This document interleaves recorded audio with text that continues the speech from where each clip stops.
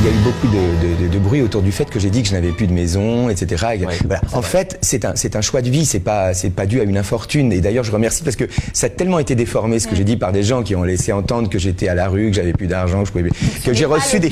Mais non, ça n'est pas le cas. Je n'ai pas de difficultés financières. J'ai choisi de ne plus rien posséder parce que je ne veux pas être possédé parce que je possède.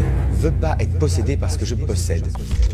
Je suis un assoiffé de liberté et je suis resté dans la vie conventionnelle pendant toute la durée du temps où j'ai dû élever mes enfants. Hein. Donc j'avais des enfants à charge, donc avec la mère de mes enfants, on a fondé un foyer, on a élevé des enfants, on a été dans la vie conventionnelle comme tout le monde, on a travaillé pour gagner de l'argent pour nourrir notre famille. Et puis mes 3 filles sont arrivées à l'âge adulte, hein, elles se sont réunies, elles nous ont convoqués, elles nous ont dit voilà papa, maman, vous nous avez donné votre vie pour nous emmener jusqu'à l'âge adulte, maintenant on est des adultes, toutes les 3 on va s'organiser, maman tu vas reprendre tes projets là où tu les as laissés, papa pareil, qu'est-ce que tu as envie de faire papa? La vie rêvée pour moi ça a toujours été ma vie d'avant mes enfants, c'est le voyage, être un baladin, un vagabond, découvrir des gens, des pays, écrire. C'est ça, vous dormez chez des gens que vous rencontrez, c'est ça concrètement? C'est être sur un chemin, rencontrer, partager, échanger, me retrouver, voilà, hébergé par un habitant, etc. Bon, si je ne trouve personne, si je ne rencontre personne, je vais aller à l'hôtel, etc. Vous voyez, mais je ne possède plus rien. Je n'ai plus rien. Je n'ai plus rien donc j'ai tout.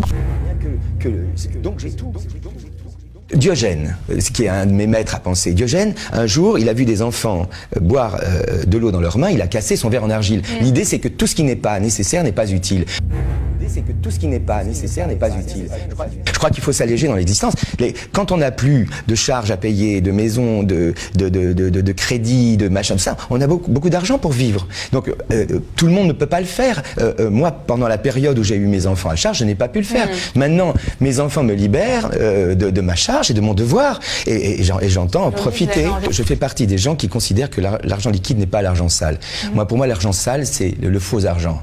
Vous voyez, quand un organisme bancaire vous prête de l'argent qu'il n'a pas et vous crée une dette et finalement va s'engraisser avec cette dette qu'il a créée sans avoir les moyens de vous la garantir, pour moi, je n'ai pas envie de cautionner ce système. Le système bancaire, pour moi, est devenu immoral. Il n'a pas toujours été. Hein. Mais le prêt à usure est interdit. C'est-à-dire que quelqu'un qui vous prête de l'argent qui est à lui et qui vous demande un intérêt, c'est interdit.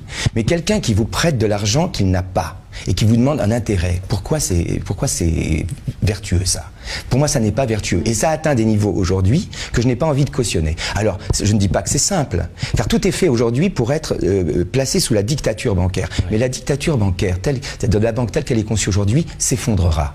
Parce qu'on ne peut pas abuser ainsi des gens impunément.